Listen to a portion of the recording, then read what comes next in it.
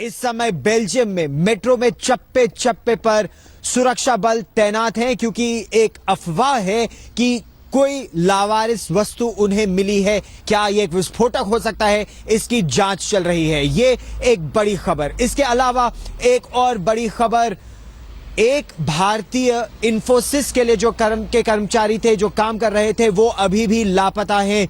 Germany से उनके भाई अब ब्रसेल्स पहुंच चुके हैं और भारतीय दूतावास के अधिकारियों के साथ वो एक एक अस्पताल जाकर उनकी तलाश कर रहे हैं। क्या मिल पाएंगे उन्हें राघवेंद्र गणेश? ये बड़ी खबर। हमारे साथ होंगे ब्रसेल्स में भारत के राजदूत मंजीव सिंह पुरी। हम उनसे बात करेंगे राघवेंद्र गणेश के बारे में। इसके अलावा एक और बड़ी खबर, इस समय जो खतरा मंडरा रहा है ब्रसेल्स पर, सेना और पुलिस चप्पे चप्पे की छानबीन कर रही है। लेकिन इसके साथ ही साथ आज एक बड़ा खुलासा किया है ब्रसेल्स में पुलिस ने। एक चौथा संदिग्ध था जिसने पहले एयरपोर्ट पर 2 आदमी गए और फिर मोलेनबीक के मेट्रो स्टेशन पर भी 2 आतंकवादी गए थे, यानी 4 आदमी थे। कौन है ये चौथा संदिग्ध? ये इस वक्त की बड़ी खबर। इस पर हम विस्तार से चर्चा करेंगे अब। लेकिन सबसे पहले आइए हम देखते हैं ब्रसेल्स की ताजा स्थिति। एक समय ऐसा था कि आतंकवादी एयरपोर्ट में चेक इन काउंटर तक सूटकेस लेकर पहुंच जाते थे और कोई उन्हें रोकता नहीं था। अब स्थिति यह है कि स्कूली बच्चे भी जब मेट्रो में घुसते हैं तो उनका टिफिन बॉक्स तक खोल के जांचा जा रहा है, उनका बैग खोल के जांचा जा रहा है। यह है इस समय की मौजूदा स्थिति। देखिए ब्रसेल्स से मेरी एक खास रिपोर्ट। इस समय हम लोग ब्रसेल्स के स्कारबेक इलाके में हैं। इसी इलाके में पिछले 24 घंटों में पुलिस ने कई घरों पे रेड किया है और एक घर से पुलिस को न केवल इस्लामिक स्टेट बल्कि बम बनाने का भी कुछ सामान मिला है। ठीक मेरे पीछे जो गली है, इस गली के एक हिस्से को पुलिस ने बंद भी कर दिया है। वहाँ पर किसी को जाने की इस समय इजाज़त नहीं दी जा रही है। यहीं पर जिन 2 कथित आतंकवादियों ने एयरपोर्ट पर हमला किया था, एक टैक्सी ड्राइवर के मुताबिक वो आतंकवादी इसी गली से आए थे। इस गली में हमने कई लोगों से बातचीत करने की कोशिश की थी, लेकिन फिलहाल कोई कुछ कहने को तैयार नहीं है। पुलिस भी अभी इस इलाके में लोगों को खुले तौर पर नहीं आने दे रही है। पुलिस की माने तो यहाँ पर एक घर में विस्फोटक बनाए गए थे और एक घर में और वहाँ के डस्टबिन में विस्फोटक बनाने का सामान भी मिला है। यहीं से इस्लामिक स्टेट की दुहाई देते हुए वो आतंकवादी निकले थे। पुलिस अब इलाके का चप्पा चप्पा छान मार रही है। कुछ लोगों को हिरासत में लिया गया है, लेकिन आतंक की उस बड़ी साजिश का पर्दाफाश करने में पुलिस अभी भी जुटी हुई है। कैमरामैन परविंदर शर्मा के साथ गौरव सावंत, स्कारबेक, ब्रसेल्स, आज तक। इंफोसिस के कर्मचारी राघवेंद्र गणेश अभी भी लापता हैं। उनके भाई जर्मनी से ब्रसेल्स पहुंच चुके हैं और यहां भारतीय दूतावास के अधिकारियों के साथ वो एक एक अस्पताल जा रहे हैं। ये तलाशने की कोशिश कर रहे हैं कि क्या उनके भाई किसी अस्पताल में, क्योंकि लगभग 300 लोग इस समय घायल हैं जो अलग अलग अस्पतालों में भर्ती हैं। सभी की सूची सामने नहीं आई है, खासतौर पर वो जो गंभीर रूप से घायल हैं या फिर जिनको जलने की इंजरीज हुई हैं, बर्न इंजरीज हुई हैं, उन अस्पतालों में जाकर वो अपने भाई को तलाशने का प्रयास कर रहे हैं। ये स्थिति बेहद गंभीर इसलिए हो जाती है क्योंकि इस समय कुछ ऐसे भी अस्पताल हैं जो सारी सूचना गोपनीय रख रहे हैं, वो सूचना बाहर नहीं दे रहे हैं। मैंने अब से थोड़ी ही देर पहले बेल्जियम में भारत के राजदूत मंजीव सिंह पुरी से बात की। आइए सुनते हैं। इंफोसिस के कर्मचारी राघवेंद्र गणेश को ढूंढते ढूंढते उनके भाई जर्मनी से ब्रसेल्स पहुंच गए हैं।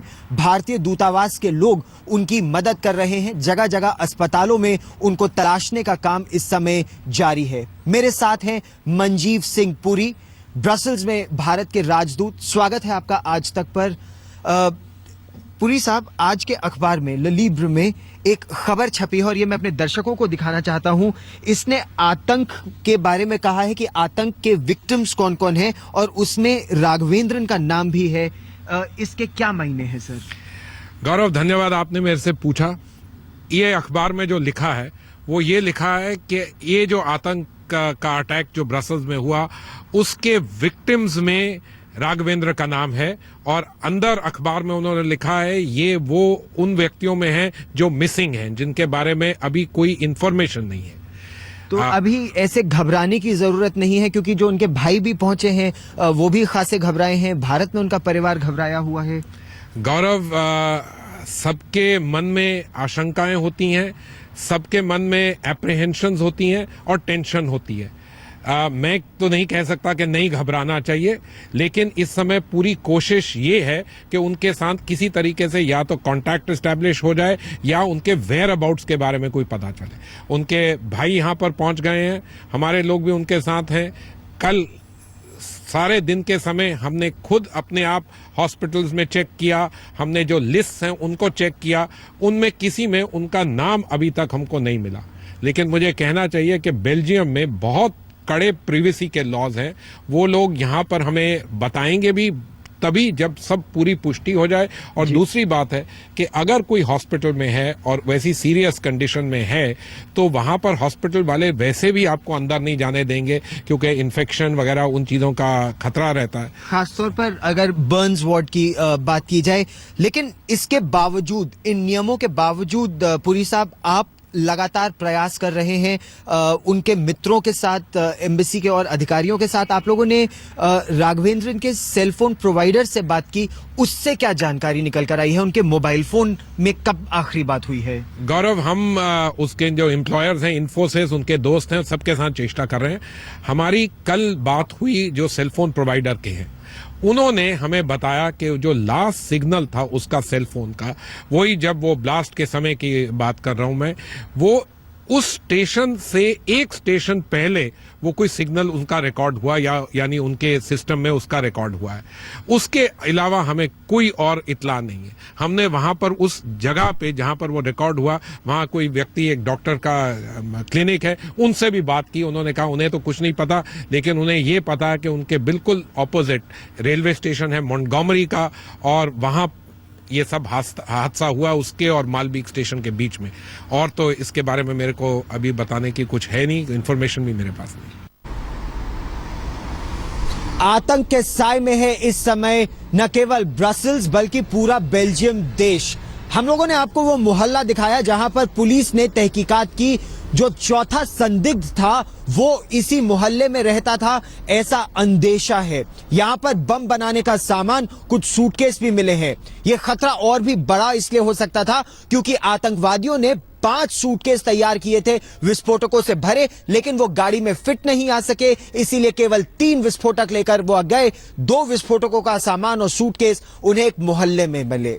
इसके बाद अब सुरक्षा इतनी कड़ी कर दी गई है कि मेट्रो स्टेशन पर घुसना मुश्किल ही नहीं, नामुमकिन सा हो गया है। क्यों? क्योंकि पुलिस के साथ साथ अब सेना भी यहां मुस्तैद कर दी गई है और वो स्कूली बच्चों का टिफिन तक खोलकर देख रहे हैं उससे पहले कि उनको अंदर जाने की अनुमति दे। देखिए मेट्रो स्टेशन पर हमारी ये रिपोर्ट। ब्रसल्स एक ऐसा शहर है जहां सुरक्षा न के बराबर होती थी। आम आदमी का जीवन बहुत ही आसान था। ये इसका अंदाजा आप इसी बात से लगा सकते हैं कि एयरपोर्ट पर हमला करने वाले अपना ब्रीफकेस लेकर, अपना बैग लेकर सीधा काउंटर तक पहुंच गए थे। लेकिन इस हमले के 24 घंटों बाद, 48 घंटों बाद देखिए स्थिति ऐसी बदली है कि अब एयरपोर्ट पर ही नहीं, मेट्रो स्टेशन पर भी सेना को तैनात किया गया है। एक एक आदमी की जांच चल रही है। पुलिस लगातार गश्त लगा रही है। जैसा आप इन तस्वीरों में देख सकते हैं, सेना और पुलिस दोनों को तैनात किया गया है।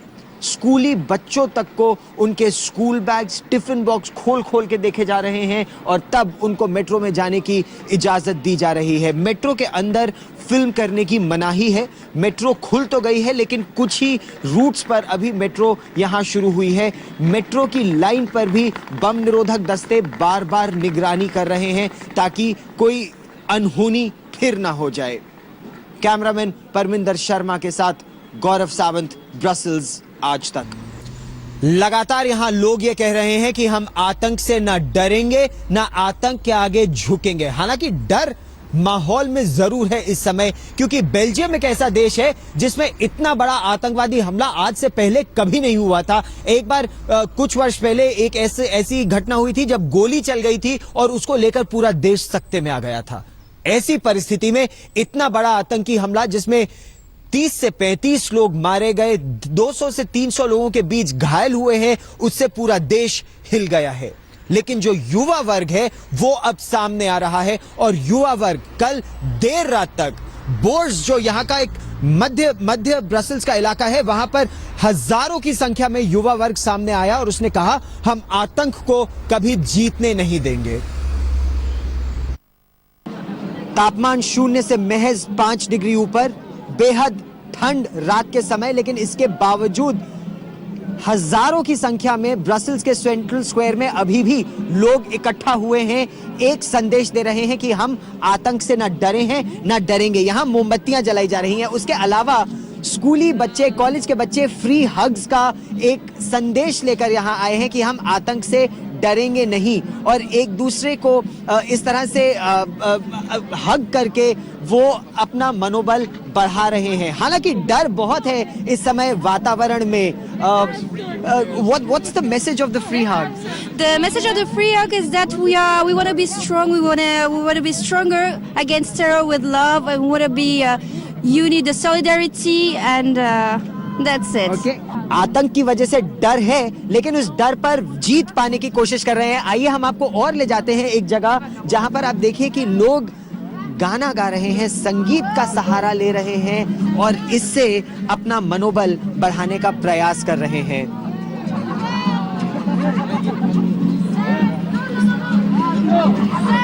ब्रसेल्स में कुछ यही तस्वीर इस जगह पर है, लेकिन शहर के दूसरे हिस्से में पुलिस अपना काम कर रही है। आतंकवादियों की और उनके मददगारों की धरपकड़ की मुहिम तेज चल रही है। कैमरामैन परविंदर शर्मा के साथ गौरव सावंत, ब्रसेल्स, आज तक। ब्रसेल्स में आतंक के खिलाफ मुहिम तेज हो गई है। एक तरफ लोग इकट्ठा हो रहे हैं, कह रहे हैं कि हम आतंक के आगे झुकेंगे नहीं। दूसरी तरफ जो सरकार है, जो सुरक्षा बल हैं और जो इंटेलिजेंस एजेंसीज हैं, वो अब एक साथ मिलकर काम करने की बात कर रही हैं। सालेह अब्दुल सलाम, जो पेरिस में नवंबर 2015 में जो आतंकवादी हमला हुआ था, उसका जो मास्टरमाइंड है वो यहां गिरफ्तार हुआ, उसको अब पेरिस भेजा जा रहा है। यही नहीं, अब पेरिस और ब्रसेल्स कि इंटेलिजेंस एजेंसीज और पुलिस एक साथ मिलकर काम करने की बात कर रही हैं और अब तेजी से ये मांग हो रही है कि पूरे यूरोप की जो इंटेलिजेंस एजेंसीज है, पुलिस है, वो एकजुट हो जाए आतंक के खिलाफ। इस बड़ी खबर पर लगातार रहेगी नजर। फिलहाल एक छोटा सा ब्रेक। देश और दुनिया की ताजा खबरों के लिए आप देखते रहिए आज तक। ब्रेक से पहले हमने आपको दिखाया था कैसे ब्रुसेल्स धमाकों के बाद अब जीवन वहां पर पटरी पर लौट रहा है, लेकिन भारत में भी इन धमाकों का असर देखा गया। सार्वजनिक जगहों पर सुरक्षा बढ़ाई गई है और इसी के मद्देनजर